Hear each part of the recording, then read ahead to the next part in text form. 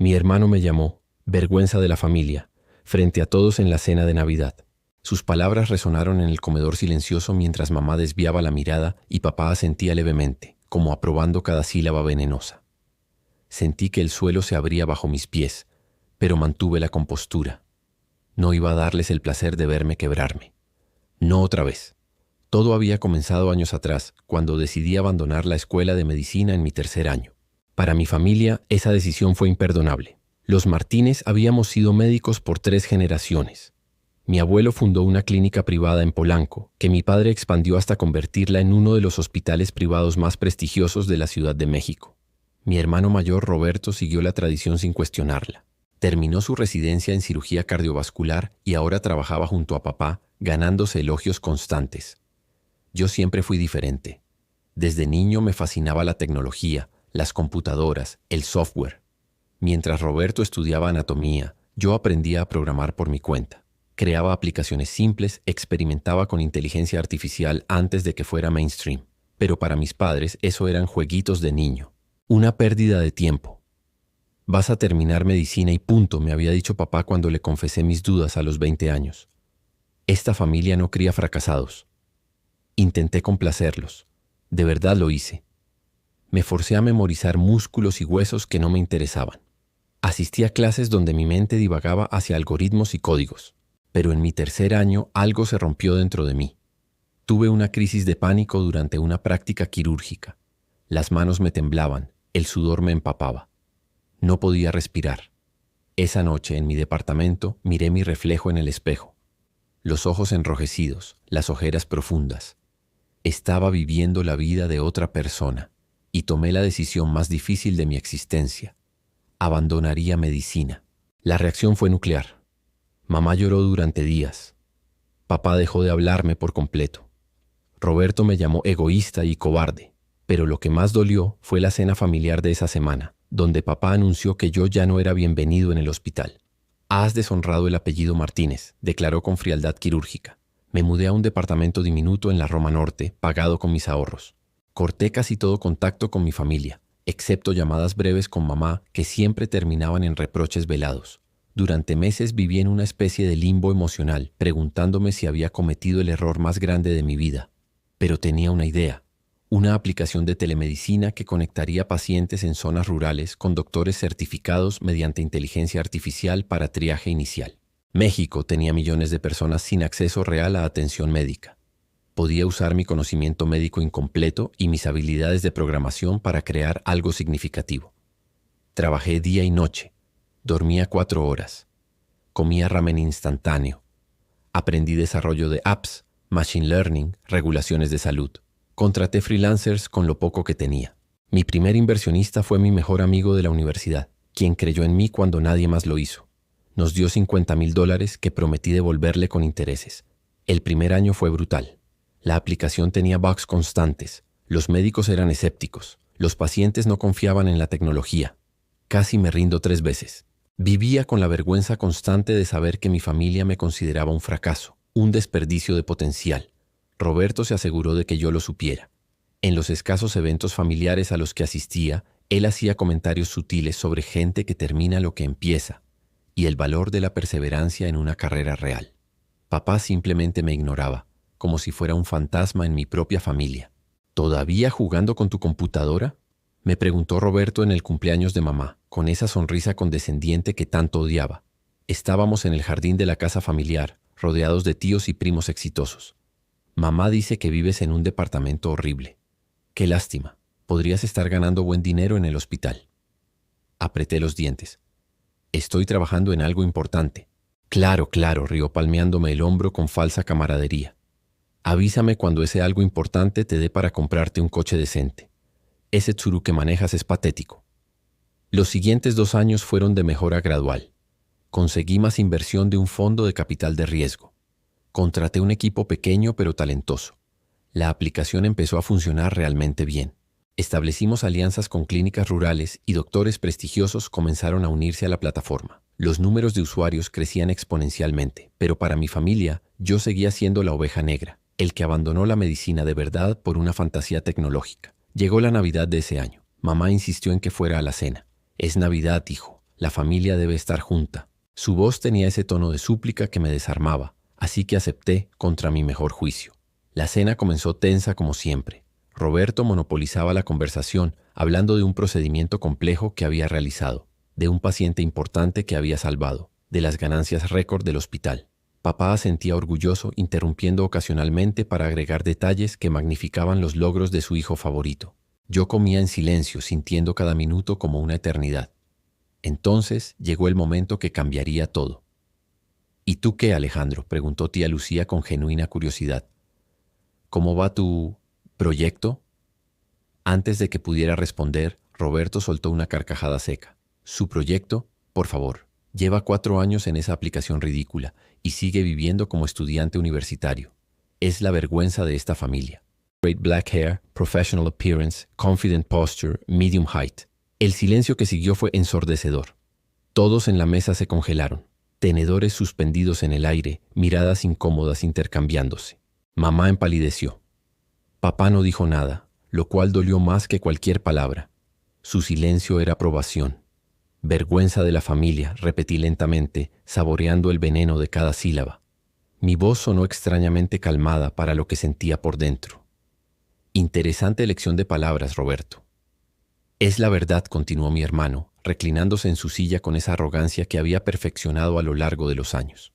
Tenías todo servido. Una carrera en el hospital familiar, estatus, dinero garantizado. Y lo tiraste por la borda para jugar a ser Steve Jobs. Mírate. 32 años y viviendo en un departamento que ni siquiera tiene estacionamiento.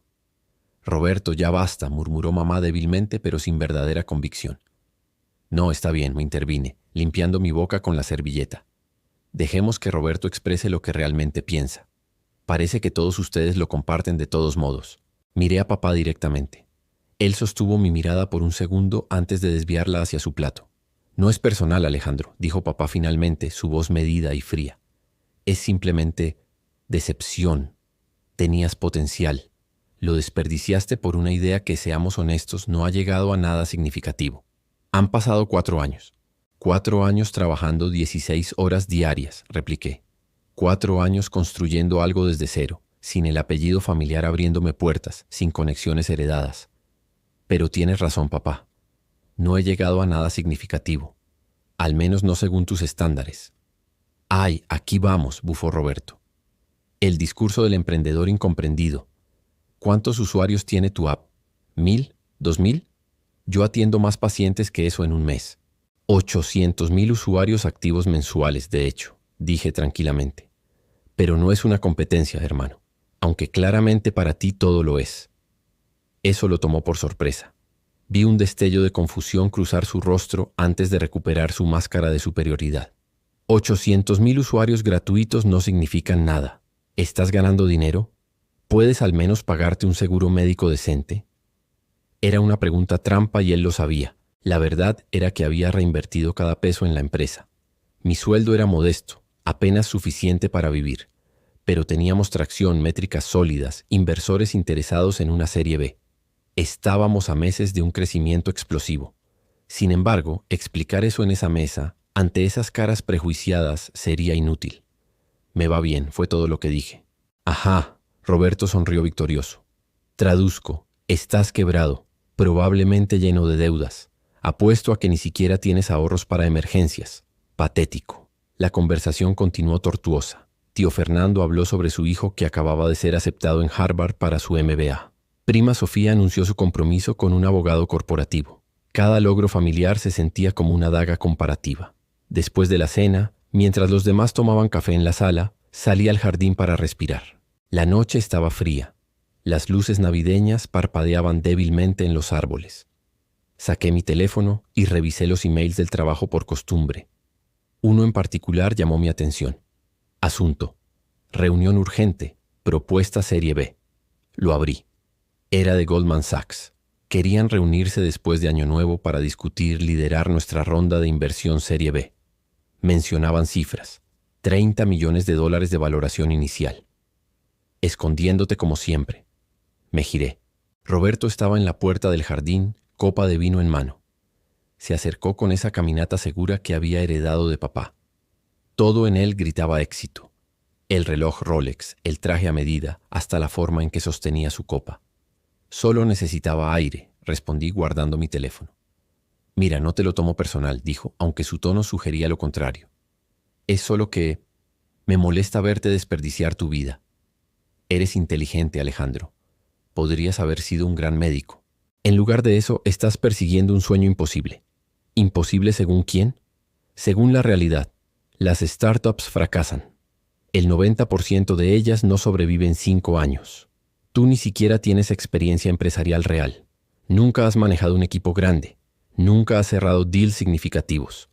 Es cuestión de tiempo antes de que esto colapse y entonces, ¿qué?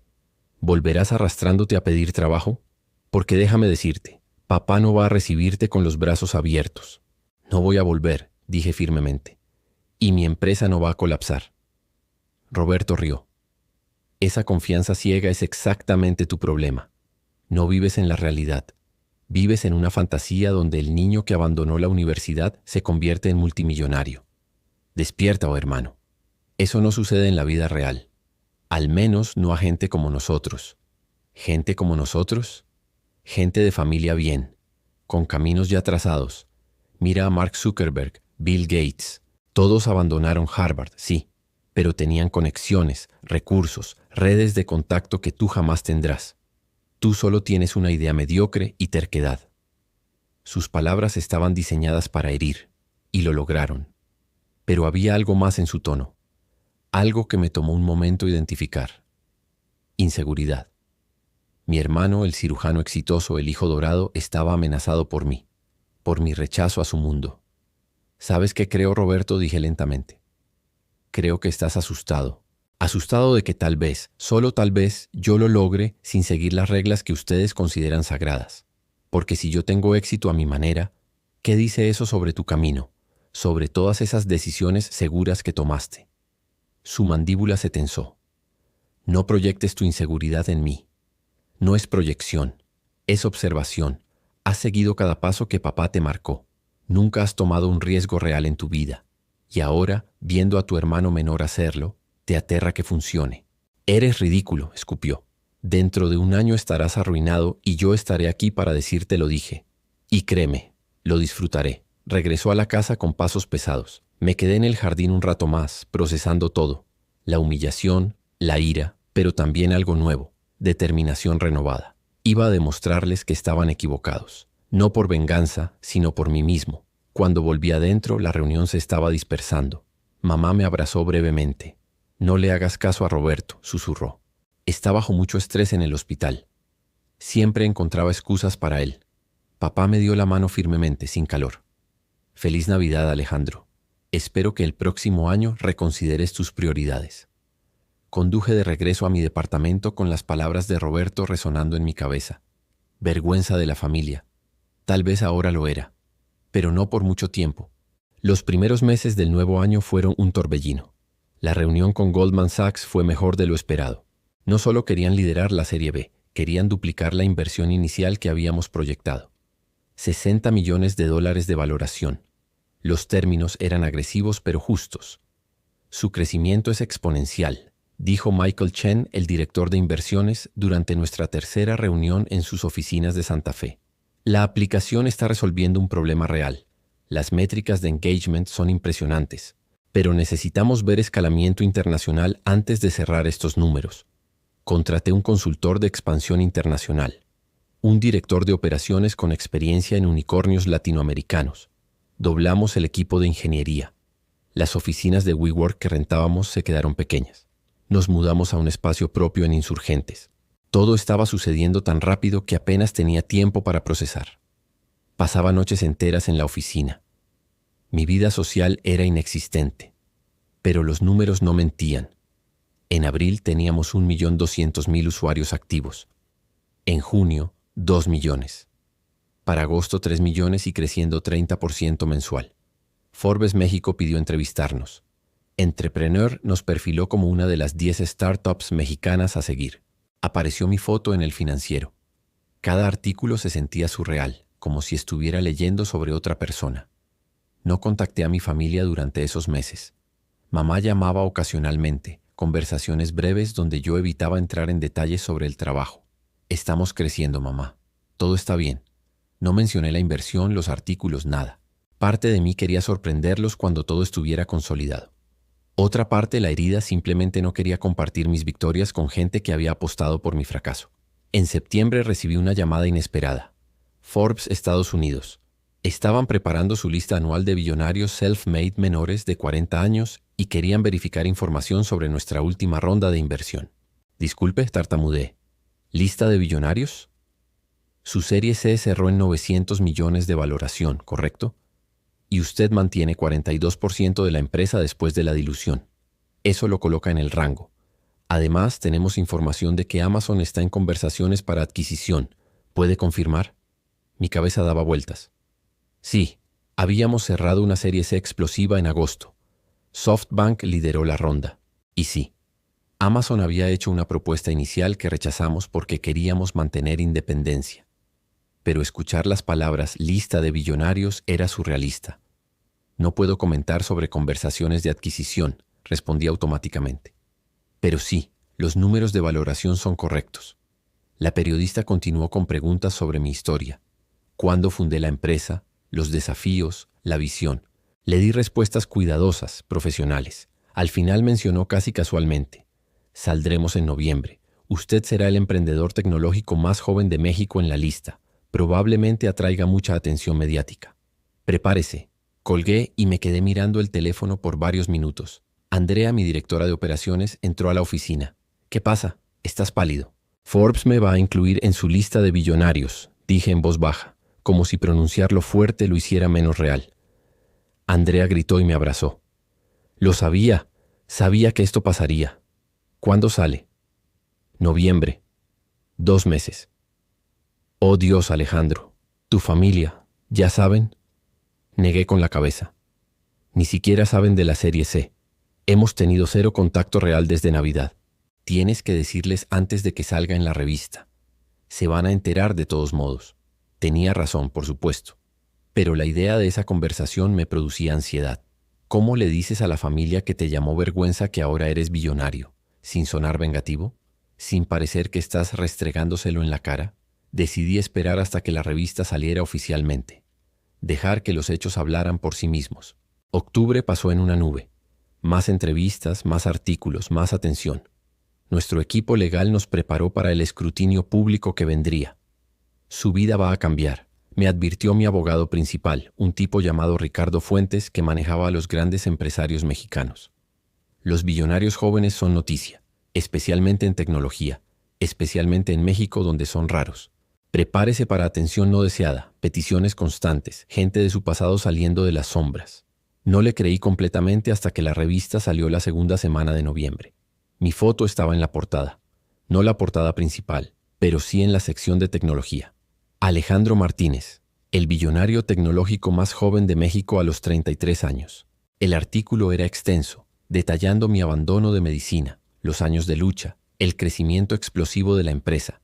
Mencionaban la valoración, $900 millones, mi participación accionaria, mi patrimonio neto estimado, $400 millones.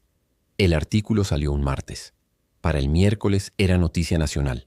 Todos los medios lo replicaron. El médico que abandonó todo para convertirse en magnate tecnológico. La historia inspiradora del emprendedor mexicano que revolucionó la telemedicina. Mi teléfono colapsó con llamadas. Y entonces, el jueves por la tarde, recibí una llamada de mamá. Su voz sonaba extraña, emocionada pero confundida. Alejandro, mi amor, ¿es verdad lo de Forbes? Sí, mamá, es verdad. Pero, ¿por qué no nos dijiste? Tu papá acaba de ver la revista. Estamos en shock. No entendemos cómo... ¿Cuándo? Han pasado muchas cosas este año, mamá. Necesitamos hablar. En persona. Tu papá quiere... Todos queremos verte. ¿Puedes venir a cenar este domingo? El domingo llegó con un nudo en mi estómago. Conduje hacia la casa familiar en mi coche nuevo, un Tesla Model S que había comprado la semana anterior. No por ostentación, sino porque finalmente podía permitírmelo, y la tecnología me fascinaba. Estacioné en la entrada circular, al lado del Mercedes de papá y el BMW de Roberto. La puerta se abrió antes de que tocara. Mamá me abrazó como no lo había hecho en años, con fuerza real, emoción genuina. Tenía lágrimas en los ojos. Estoy tan orgullosa, susurró. Tan orgullosa, hijo. Papá estaba en la sala, la revista Forbes abierta sobre la mesa de centro. Se levantó cuando entré, extendiendo su mano. Pero esta vez había algo diferente en sus ojos. Respeto, sorpresa, incomodidad. Alejandro, dijo formalmente. Felicidades. Es impresionante lo que has logrado. Gracias, papá. Roberto estaba en el sillón, copa de vino en mano, rostro cuidadosamente neutral. No me saludó de inmediato. Simplemente me observó, evaluándome con esa mirada que conocía demasiado bien. 400 millones de dólares, dijo finalmente. Increíble. ¿Es real o solo valuación en papel? Es real, respondí tranquilamente. Bueno, técnicamente en acciones hasta que haya una salida. Pero la evaluación está respaldada por múltiples firmas de inversión institucional. Goldman Sachs, SoftBank, Sequoia Capital. Papá silbó suavemente. Esos son nombres serios. ¿Cómo conseguiste esa inversión?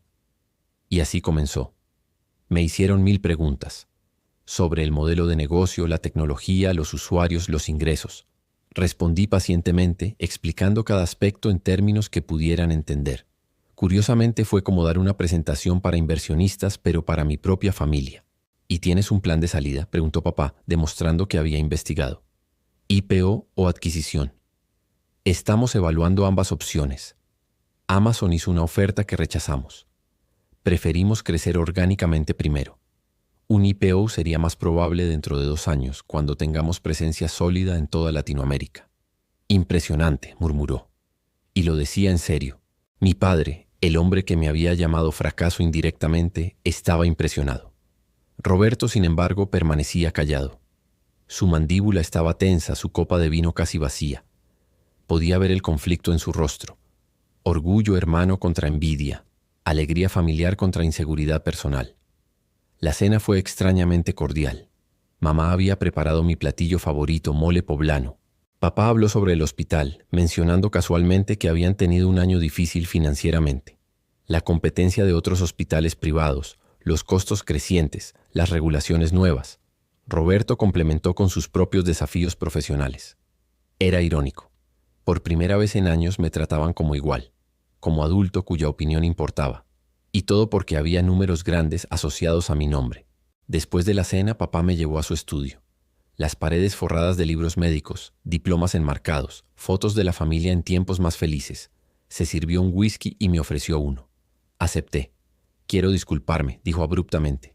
Esas palabras viniendo de él me dejaron sin habla. No creí en ti. Pensé que estabas cometiendo el mayor error de tu vida. Me equivoqué. Papá. No, déjame terminar. Construiste algo desde cero, sin nuestra ayuda, sin el apellido familiar abriéndote puertas. Lo hiciste solo. Eso requiere agallas que yo no sé si hubiera tenido a tu edad. Estoy impresionado, Alejandro, y lamento no haber estado ahí durante ese proceso. Era lo más cerca de una disculpa genuina que obtendría de él. Asentí, sintiendo un nudo en la garganta. Gracias por decirlo. ¿Hay algo que podamos hacer ahora? ¿Alguna forma en que la familia pueda apoyarte? Honestamente, solo creer en mí hubiera sido suficiente antes, pero aprecio el gesto ahora. Regresamos a la sala donde Roberto ahora estaba visiblemente borracho, su cara enrojecida, sus movimientos menos coordinados.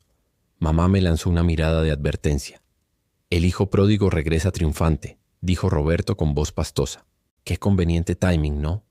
Justo cuando te haces millonario decides que la familia importa otra vez. Roberto, ya basta, ordenó papá. No, está bien, intervine. Entiendo que esto es incómodo para ti, hermano.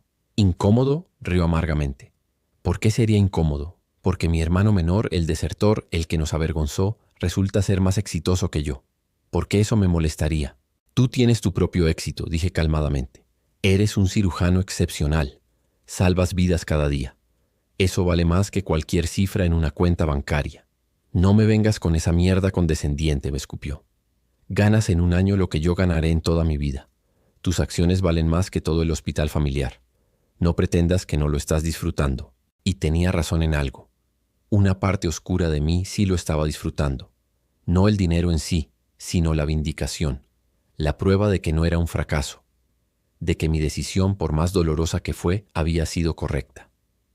¿Sabes qué es lo peor?, continuó Roberto levantándose tambaleante. Que tienes razón. Nunca tomé un riesgo. Seguí el camino marcado porque era seguro, cómodo. Y ahora mírame. 38 años, exitoso en papel, pero vacío. Mientras tú encontraste algo real, algo tuyo. El cuarto quedó en silencio. Roberto había expuesto su vulnerabilidad de forma cruda, borracha. Mamá tenía lágrimas en los ojos. Papá miraba su copa incómodamente. No es una competencia, Roberto, dije suavemente. Nunca lo fue para mí. Pero sí lo fue para mí, admitió. Siempre. Y perdí. Se tambaleó hacia la puerta. Me voy. Felicidades, hermanito, ganaste todo. Los días siguientes a esa cena fueron extraños. Roberto no respondía a mis mensajes. Mamá me llamaba diariamente, preocupada por él, preguntándome si podíamos arreglar las cosas. Papá me invitó a almorzar 2 veces. Conversaciones que oscilaban entre incómodas y genuinamente conectivas. Una entrevista más profunda donde hablé honestamente sobre mi decisión de abandonar medicina, el rechazo familiar, los años de lucha. El titular: el billonario que eligió su propio camino. Mi familia me llamó vergüenza. Hoy valgo $400 millones. Admito que fue provocador. Mi equipo de relaciones públicas me advirtió contra ser tan directo. Va a causar revuelo familiar, dijeron, pero una parte de mí, la parte herida que cargaba años de desprecio, quería que la verdad saliera. El artículo se volvió viral. Miles de comentarios de gente compartiendo sus propias historias de familias que no creyeron en ellos. Me convertí, sin buscarlo, en una especie de símbolo de rebelión contra expectativas familiares tóxicas. Papá me llamó, furioso. Ahora todo mundo piensa que somos una familia disfuncional. Clientes del hospital están preguntando. Conté mi verdad, papá, mi experiencia. Si eso incomoda, tal vez sea momento de reflexionar sobre por qué. Mamá estaba devastada. Los vecinos, los amigos, todos están hablando. Dicen que fuimos malos padres. Dicen que te tratamos horrible. Y no lo hicieron, respondí más duro de lo que pretendía. Mamá, ustedes me hicieron sentir como basura por seguir mis sueños. Roberto me llamó literalmente vergüenza de la familia frente a todos. Papá dejó de hablarme por meses.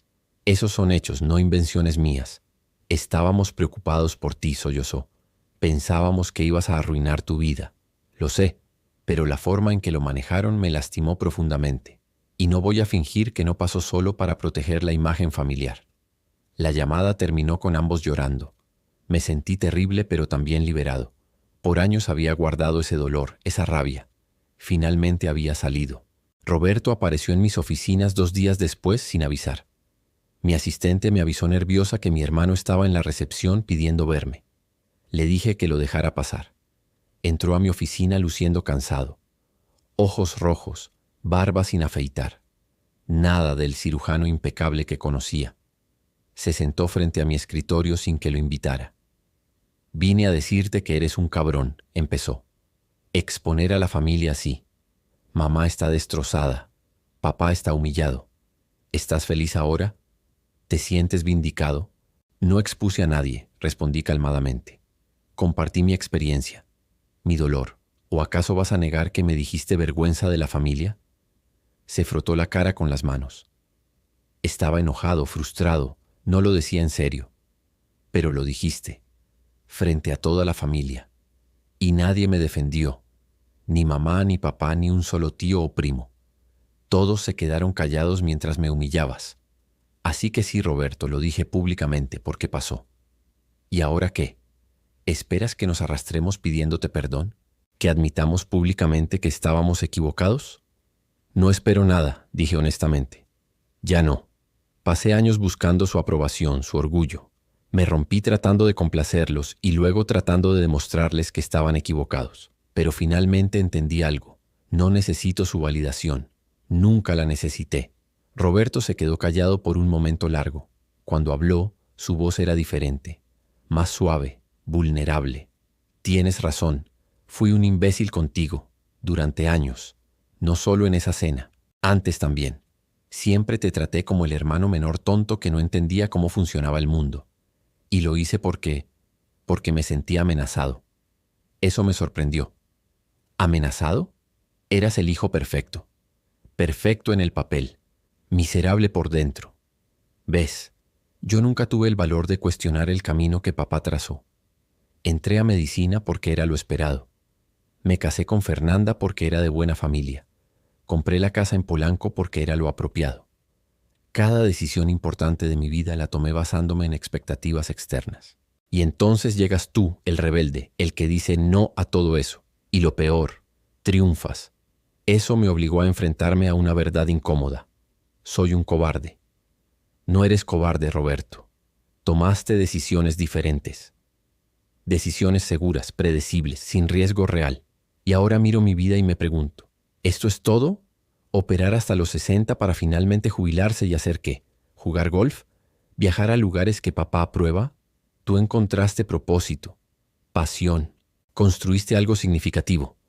Yo solo existo en la estructura que otros crearon. Era la conversación más honesta que habíamos tenido jamás. Ver a mi hermano, el arrogante cirujano, admitir su crisis existencial era desconcertante y también humanizador. No es tarde para cambiar, le ofrecí. Tienes 38, décadas por delante. ¿Y hacer qué? ¿Abandonar medicina también? Imagina lo que diría papá. 2 hijos desertores. O tal vez usa tu experiencia médica de formas nuevas. Hay 1000 caminos además de cirugía, consultoría, investigación, educación, o algo completamente diferente. Pero tiene que ser tu elección, Roberto. No de papá, no de las expectativas familiares. Tuya, se rió amargamente. Fácil decirlo cuando ya eres billonario. El riesgo es menor cuando tienes red de seguridad. Tomé el riesgo cuando no tenía nada, cuando vivía de ramen instantáneo y dudaba cada día si había arruinado mi vida. El dinero llegó después como resultado, no como condición previa. Roberto se levantó para irse. En la puerta se detuvo. Para que conste, ese artículo dolió, pero también necesitaba leerlo. Necesitaba ver cómo te tratamos desde tu perspectiva. Y tienes razón. Fuimos crueles. Yo fui cruel. Lo siento, Alejandro. De verdad.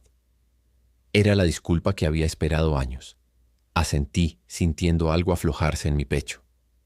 Gracias por decirlo. Una última cosa, y agregó. Estoy orgulloso de ti. Sé que no lo demostré antes, que actué como imbécil celoso, pero genuinamente estoy orgulloso de mi hermano menor. Hiciste algo extraordinario. Se fue antes de que pudiera responder. Me quedé en mi oficina mirando la puerta cerrada por largo rato procesando todo. La rabia que había cargado por años se sentía más ligera. Los siguientes días trajeron más llamadas. Tíos que no sabían de mi existencia súbitamente querían reconectarse. Primos pidiendo préstamos o inversiones. Conocidos de la universidad con oportunidades increíbles. Andrea tenía razón. El dinero sacaba a la gente de las sombras. Pero también trajo cosas buenas. Mamá me visitó en la oficina, sola. Lloramos juntos. Ella admitió que se había dejado llevar por las expectativas de papá, por el qué dirán, por el miedo al fracaso. Debí apoyarte, debí defenderle. Fui una cobarde y te fallé como madre. Por favor, perdóname. La perdoné porque guardar rencor solo me lastimaba a mí, pero establecí límites claros. Quiero una relación contigo, mamá, pero tiene que ser en mis términos, sin presiones, sin expectativas, sin priorizar la opinión de papá sobre mi bienestar. ¿Puedes hacer eso? Sí, prometió. Haré mejor, lo juro. 6 meses después mi vida era irreconocible, no solo financieramente, aunque eso era lo más visible. Nos mudamos a oficinas corporativas propias en Reforma. El equipo creció a 200 personas. Expandimos operaciones a Colombia, Chile, Argentina y Perú. Los números seguían siendo absurdos. 5 millones de usuarios activos proyectando 10 millones para fin de año. Pero lo más significativo fue interno. Contraté un terapeuta, algo que debía hacer años antes. Trabajamos sobre mi necesidad de validación externa, el trauma familiar, el síndrome del impostor que me atacaba en momentos inesperados. Tienes que separar tu autoestima de tus logros, me dijo Dr. Ramírez. Era una pregunta incómoda que me obligó a mirar hacia adentro. Descubrí que debajo del emprendedor ambicioso había un niño herido buscando aprobación, y sanarlo requería más que artículos de Forbes. Mi relación con mi familia evolucionó lentamente. Mamá y yo ahora teníamos almuerzos semanales, solo nosotros dos, donde hablábamos de cosas reales. Ella empezó terapia también, enfrentando sus propios demonios sobre complacer a papá, vivir para las apariencias. Papá era más difícil. El orgullo le impedía ser completamente vulnerable. Pero hicimos progresos. Me invitó a dar una conferencia en el hospital sobre innovación en salud. Fue extraño estar ahí, en el lugar que había rechazado, pero esta vez como invitado respetado. Algunos médicos viejos que me conocían de niño no sabían cómo tratarme. El doctor que me había dicho que estaba tirando mi futuro a la basura cuando abandoné medicina ahora quería que su hijo hiciera un internship en mi empresa. Roberto y yo establecimos una tregua incómoda que lentamente se convirtió en amistad real. Empezó cuando lo invité a consultar en un proyecto de la empresa. Estábamos desarrollando un módulo de diagnóstico asistido por inteligencia artificial y necesitábamos expertise médico. Al principio fue reticente, pero eventualmente aceptó. Y él descubrió que la tecnología podía ser herramienta poderosa para medicina, no su enemigo. Podrías haber sido gran médico, me dijo una noche mientras revisábamos algoritmos. Tienes el instinto, la inteligencia, solo que tu pasión estaba en otro lado. Y está bien, respondí. No todos tenemos que seguir el mismo camino, incluso en una familia de médicos. Sonrió. Incluso en una familia de médicos. Los medios seguían interesados en mi historia. Más entrevistas, más artículos. Me invitaron a dar charlas en universidades. Jóvenes emprendedores me escribían correos pidiendo consejos. Me convertí, sin buscarlo realmente, en una especie de portavoz para seguir tu pasión contra todo pronóstico. Ahora, porque tenía dinero, cada palabra parecía sabiduría profunda. Era hipócrita, pero también educativo sobre cómo funciona el mundo. Invertí en otros emprendedores jóvenes que enfrentaban rechazo familiar. Doné equipos médicos a clínicas rurales que usaban nuestra aplicación. El dinero, descubrí, era herramienta. Podía usarse para bien o para alimentar el ego. Compré un departamento en Polanco. Está bien, tal vez un poco de ego. Pero también mantuve mi estilo de vida relativamente simple. Seguía comiendo tacos de la esquina. Seguía programando los fines de semana porque me gustaba. En diciembre, casi un año después de aquella cena desastrosa de Navidad, mamá organizó otra reunión familiar. Esta vez el ambiente era completamente diferente. Llegué sin ansiedad, sin anticipar juicios. Roberto me saludó con abrazo genuino. Durante la cena, prima Sofía preguntó sobre la empresa. Le expliqué nuestros nuevos proyectos. Inteligencia artificial para diagnóstico temprano de diabetes. Una plataforma de salud mental accesible, expansión a comunidades indígenas. Hablé con pasión real, no tratando de impresionar. Y lo era. No por el dinero, aunque no iba a fingir que no hacía la vida más fácil. Era feliz porque finalmente había encontrado paz con mis decisiones, porque había sanado, al menos parcialmente, las heridas familiares. Roberto se levantó para hacer un brindis. Quiero proponer algo, dijo, copa en alto. Hace un año en esta misma mesa, dije cosas horribles que lamento profundamente.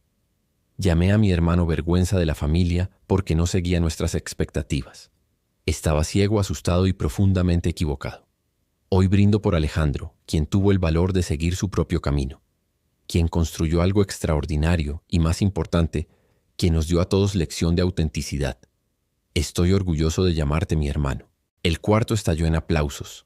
Mamá lloraba. Papá tenía los ojos húmedos. Yo también, honestamente. Después de la cena, salí al mismo jardín donde Roberto me había confrontado un año antes. Esta vez él salió conmigo, 2 copas de vino en mano. Me pasó una. Forbes ayer anunció la actualización, dijo casualmente. 1.200 millones de evaluación después de la serie D. Te felicito. Gracias, aunque honestamente los números dejaron de impresionarme hace meses. Es raro. ¿Qué es lo que te impresiona ahora? Pensé en eso. Recibir mensaje de una madre en Oaxaca diciendo que nuestra app le salvó la vida a su hijo porque diagnosticaron apendicitis a tiempo. Eso me impresiona. Ver a mi equipo crecer profesionalmente. Eso me importa. Las métricas son solo métricas. Roberto asintió. Tú puedes encontrar el tuyo también. Tal vez. Empecé terapia, ¿sabes? Después de nuestra conversación. Estoy explorando opciones. Pensando en reducir horas de cirugía, tal vez enfocándome en enseñar. Hay un programa de residencia rural que me interesa. Llevar medicina a comunidades alejadas. Similar a lo que haces tú, pero desde mi expertise. Eso suena increíble, hermano. Veremos. Papá piensa que estoy loco por considerar dejar el hospital. Pero bueno, si mi hermano menor pudo sobrevivir su decepción, supongo que yo también. Después de años de rivalidad tóxica, finalmente éramos solo 2 hermanos compartiendo un momento honesto. El tipo que su familia llamó vergüenza y terminó en Forbes. Me pidieron escribir un libro. Rechacé. Mi historia no había terminado. Apenas comenzaba realmente. Un año después del artículo de Forbes, Amazon regresó con oferta mejorada. $1.800 millones por adquisición completa. Mi equipo de asesores me presionaba a aceptar. Es retiro garantizado a los 35, argumentaban. Seguridad financiera para generaciones. Rechacé la oferta. No porque el dinero no fuera tentador. Pero había construido algo más grande que una salida financiera. Habíamos impactado 10 millones de vidas. Teníamos potencial de impactar 100 millones. Vender ahora sería traicionar esa visión. Acabas de rechazar casi $2.000 millones.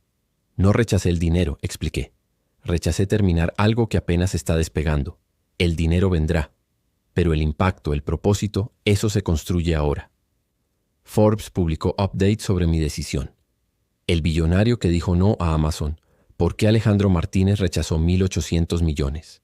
El artículo especulaba sobre mi valuación futura, proyecciones de IPO, potencial de convertirme en uno de los empresarios más ricos de México. Honestamente, esos números dejaron de significar algo hace tiempo. Lo que significaba era el mensaje que recibí la semana pasada de un estudiante de medicina en Chiapas. Había leído mi historia. Estaba considerando abandonar la carrera para estudiar ingeniería ambiental, su verdadera pasión. Pero tenía miedo de decepcionar a su familia. Le escribí una respuesta larga. Le conté sobre mis años oscuros, las dudas, el dolor del rechazo familiar, pero también sobre la libertad que viene con vivir auténticamente, sobre cómo el éxito definido por otros siempre se siente vacío, sobre cómo el único fracaso real es vivir la vida de alguien más. No te miento, le escribí. Será difícil. Tu familia puede rechazarte. Puedes pasar años sintiéndote perdido. Pero al final, cuando mires atrás, la pregunta no será ¿tuve éxito según los estándares de otros? La pregunta será ¿viví una vida que fue verdaderamente mía? Y créeme, poder responder sí a eso vale más que cualquier aprobación externa. No sé si tomará mi consejo. No todos tienen que. Cada camino es único, cada contexto diferente. Porque eso es realmente lo que he aprendido en este viaje extraordinario. Lo imposible solo es imposible hasta que alguien lo hace. El desertor puede convertirse en pionero. El fracaso puede ser simplemente el prólogo del éxito más significativo. Y cuando Forbes me nombró el emprendedor tecnológico más joven de México, cuando mi valuación superó los $400 millones, cuando mi historia se convirtió en inspiración para miles, no fue vindicación contra mi familia. Fue vindicación contra la versión de mí mismo que alguna vez creyó sus palabras, que interiorizó vergüenza como identidad. Cada rechazo, cada lágrima, cada momento de duda forjó quién soy. Y quien soy finalmente es suficiente. Con o sin Forbes, con o sin billones, con o sin aprobación familiar. Soy Alejandro Martínez. Y esta es mi historia.